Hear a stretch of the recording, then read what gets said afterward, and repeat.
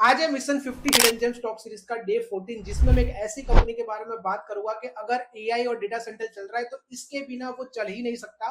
तो जल्दी से समझते हैं इस कंपनी के बारे में। और उससे पहले अगर पेज पे नए हो तो पेज को फॉलो करना मत भूलना। देखो, ये कंपनी ना ही एआई बनाती है और ना ही डेटा सेंटर चलाती है। ये कंपनी बनाती है power cable, high voltage cable और कंडक्टर्स। अब इसका यूज सबसे ज्यादा कहां पर होता है वो समझ लो। जैसे जहां पर इलेक्ट्रिसिटी जनरेट होती है तो वो इलेक्ट्रिसिटी को इंडस्ट्री तक, रिन्यूएबल प्रोजेक्ट तक और डेटा सेंटर तक पहुंचाने के लिए ये तीनों चीजों की नीड होगी और कंपनी इसी के बिजनेस में वर्क कर रही है। और इंडिया में पावर इंफ्रास्ट्रक्चर और रिन्यूएबल प्रोजेक्ट तेजी से बढ़ रहा है और साथ में डेटा सेंटर का बूम तो अलग से ही चल रहा है। और कंपनी को हैदराबाद के 310 मेगावाट डेटा सेंटर प्रोजेक्ट के लिए 435 करोड़ का ऑर्डर भी मिला है, जिसमें 21 लाख मीटर से ज्यादा केबल की सप्लाई करनी है। एआई का बिजनेस कोई और कर रहा है, लेकिन एआई के पीछे जो पावर इंफ्रास्ट्रक्चर बन रहा है उसी से कंपनी पैसा बना रही है। और अगर कंपनी के नंबर्स की बात करूं तो सेल्स ग्रोथ 74% की है और प्रॉफिट ग्रोथ 325% की है और आरओसी 24% का है। और कंपनी की ऑर्डर बुक 3500 करोड़ के आसपास की है। लेकिन एक ट्विस्ट है कि स्टॉक का पी 146 मल्टीप्लाई पर चल रहा है। मतलब कंपनी की ग्रोथ काफी ज्यादा स्ट्रॉन्ग दिख रही है, लेकिन साथ में वैल्यूएशन भी तेजी से बढ़ रही है। मेरी नजर में कंपनी के नंबर्स और कंपनी की स्टोरी दोनों काफी ज्यादा इंटरेस्टिंग है, बट कंपनी की वैल्यूएशन को नजरअंदाज नहीं करना चाहिए। और अभी तक हम जिस कंपनी की बात कर रहे हैं उसका नाम डायमंड पावर इंफ्रास्ट्रक्चर है। और अगर आपको इस स्टॉक का बेस्ट एंट्री लेवल चाहिए तो जल्दी से कमेंट कर दो, आपके डीएम में बेस्ट एंट्री लेवल पहुंच जाएगा। और ये किसी भी तरह की बाय सेल रिकमेंडेशन नहीं है, सिर्फ और सिर्फ एजुकेशन पर्पस के लिए ही वीडियो है।